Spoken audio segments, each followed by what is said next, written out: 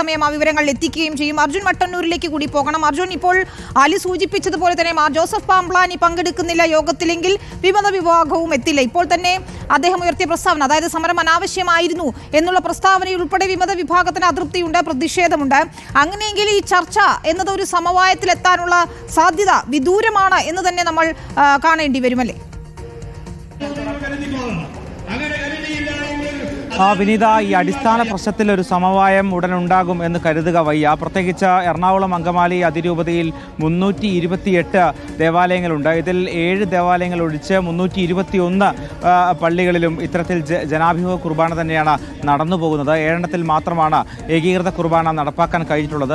അത്രക്കും വലിയ പ്രതിഷേധമാണ് ഈ എറണാകുളം അങ്കമാലി അതിരൂപതയിലെ വിശ്വാസികൾ ഉയർത്തിക്കൊണ്ടിരിക്കുന്നത്. കഴിഞ്ഞ കുറേ കാലമായി സഭാ നേതൃത്വം ഈ പ്രശ്നം പരിഹരിക്കാൻ ശ്രമിക്കുന്നുണ്ട്. ഏതായാലും ഇക്കഴിഞ്ഞ ജൂലൈ മാസത്തിൽ ഇതുമായി ബന്ധപ്പെട്ട് ഏതാണ്ട് ഒരു സമവായത്തിൽ എത്തിയതായിരുന്നു. പ്രത്യേകിച്ച് ഒരു 8 ഡീക്കന്മാർക്ക് പട്ടം നൽകുന്നത് വളരെ വൈകിക്കൊണ്ടിരിക്കുകയായിരുന്നു. ഈ ഒരു പ്രശ്നം കാരണം അത് വൈകിപ്പിക്കുകയായിരുന്നു സഭാ നേതൃത്വം.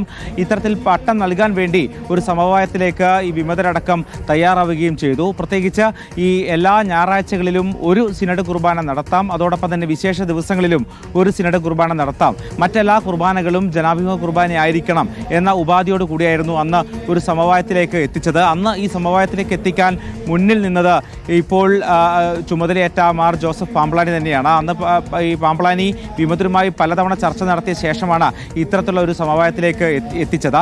പക്ഷേ അതിനുശേഷവും സഭാ നേതൃത്വം അവർ പറഞ്ഞ വാക്കുകളിൽ നിന്ന് പിന്മാറി എന്നുള്ളതാണ് വിമതരുടെ പ്രധാനപ്പെട്ട ആരോപണം. പ്രത്യേകിച്ച് ഈ 8 ഡീക്കന്മാർക്ക് പട്ടം നൽകുമ്പോൾ 8 ഡീക്കന്മാരിൽ നിന്നും ഒരു സത്യവാങ്മൂലം എഴുതി വാങ്ങി. അതായത് ഇവരെല്ലാവരും തന്നെ ഏകീകൃത കുർബാന മാത്രമേ നടത്തുകയുള്ളൂ എന്നൊരു സത്യവാങ്മൂലം എഴുതി വാങ്ങി. ഇത്തരത്തിൽ നേരത്തെ ഉണ്ടായിരുന്ന ധാരണകൾ തെറ്റിച്ചു എന്നുള്ളതാണ് വിമതരുടെ പ്രധാനപ്പെട്ട ആരോപണം. മാത്രവുമല്ല, അതിനുശേഷം കോടതി വഴി പല പള്ളികളിലും ഏകീകൃത കുർബാന നടപ്പാക്കാനും ശ്രമിച്ചു എന്നുള്ളതാണ് പ്രധാനപ്പെട്ട പ്രശ്നം.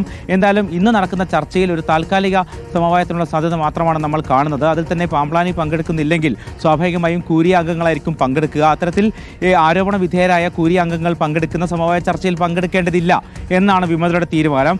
എന്തായാലും ഇന്നിപ്പോൾ പോലീസിന്റെ നടപടി, അതോടൊപ്പം തന്നെ താൽക്കാലികമായി പ്രശ്നം എങ്ങനെ പരിഹരിക്കാൻ തുടങ്ങിയ കാര്യങ്ങളായിരിക്കും പ്രധാനമായും ചർച്ച ചെയ്യുക. അതിൽ പാംപ്ലാനി പങ്കെടുക്കുകയാണെങ്കിൽ മാത്രമേ വിമതർ ഈ ചർച്ചയോട് സഹകരിക്കുകയുമുള്ളൂ. വിനീത, അതുതന്നെയാണ് മാർ ജോസഫ് പാംപ്ലാനി സമവായ ചർച്ചയിൽ പങ്കെടുക്കുമോ എന്ന് തന്നെയാണ് അറിയേണ്ടത്. ഇരു വിഭാഗവും തങ്ങളുടെ നിലപാടുകൾ ഉറച്ചു നിൽക്കുകയാണ്. അപ്പോൾ സമവായം താൽക്കാലികമായെങ്കിലും ഉണ്ടാകുമോ എന്നുകൂടി അറിയണം. ഏതായാലും ഇന്നത്തെ വൈകിട്ടത്തെ ചർച്ച ഏറെ നിർണായകമാണ്. സംഘർഷമില്ലാതെ കാര്യങ്ങൾ മുന്നോട്ട് പോകുക എന്നതിന് തന്നെയായിരിക്കും ആദ്യം പരിഗണന നൽകുക. അല്പസമയത്തിനകം തന്നെ ഇത്തരത്തിൽ വിമത വിഭാഗത്തിന്റെ ആത്മായ മുന്നേറ്റത്തിന്റെ നേതൃത്വത്തിൽ വലിയ പ്രതിഷേധത്തിന് കൂടിയായിരിക്കും സാക്ഷ്യം വഹിക്കുക. അലി അക്ബർ ഷായും സൈഫുന്നീസ അലിയാരും അർജുൻ മട്ടന്നൂരുമാണ് വിശദാംശങ്ങൾ നൽകിയത്.